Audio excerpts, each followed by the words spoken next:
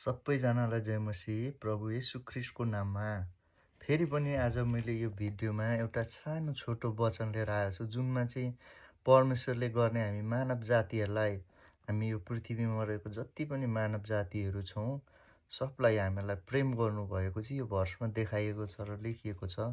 म वचनलाई पढेर सुनाउँछु। यूहन्ना 3:16ले यस्तो भन्दछ कि किनभने परमेश्वरले संसारलाई यस्तो प्रेम गर्नुभयो कि उहाँले आफ्ना एकमात्र पुत्र दिनुभयो ताकि उहाँमाथि विश्वास गर्ने कोही पनि नाश नहोस् तर त्यसले अनन्त जीवन पाओस्। आमेन। साँच्ची नै यो वचन कति मिठो छ है। जबकि परमेश्वरले यस्तो भन्नुभएको छ कोही पनि नाश नहोस्, परमेश्वरमा विश्वास गर्नेहरू। परमेश्वरले कति धेरै प्रेम यो संसारलाई गर्नुभएछ। हामीमा कति दुष्ट स्वभावहरू छ।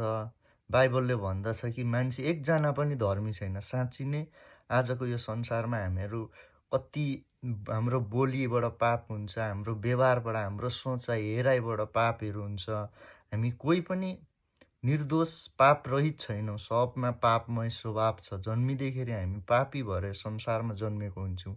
साँच्ची नै परमेश्वरले तर त्यो पापहरूलाई बगाउनका लागि, त्यो पापहरूलाई धुनका लागि चाहिँ आफ्नो रगत बगाउनु भएको छ। एकमात्र पुत्र पठाएर जो चाहिँ येशू ख्रीष्ट हाम्रो प्रभु हुनुहुन्छ, मुक्तिदाता। उहाँको आलो रगतले हाम्रो जीवनमा रहेको जति पनि पापहरूलाई धोइकन स्वर्गको राज्यमा प्रवेश गर्न योग्यको बनाउनु भएको छ।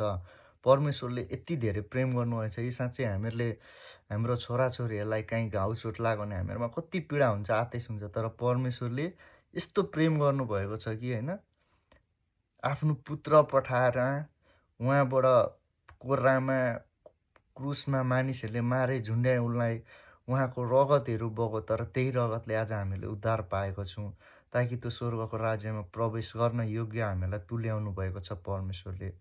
हुन्छ, फेरि अर्को भिडियोमा भेटौँला। म यस्तै वचनहरू लिएर आउँदै गर्नेछु।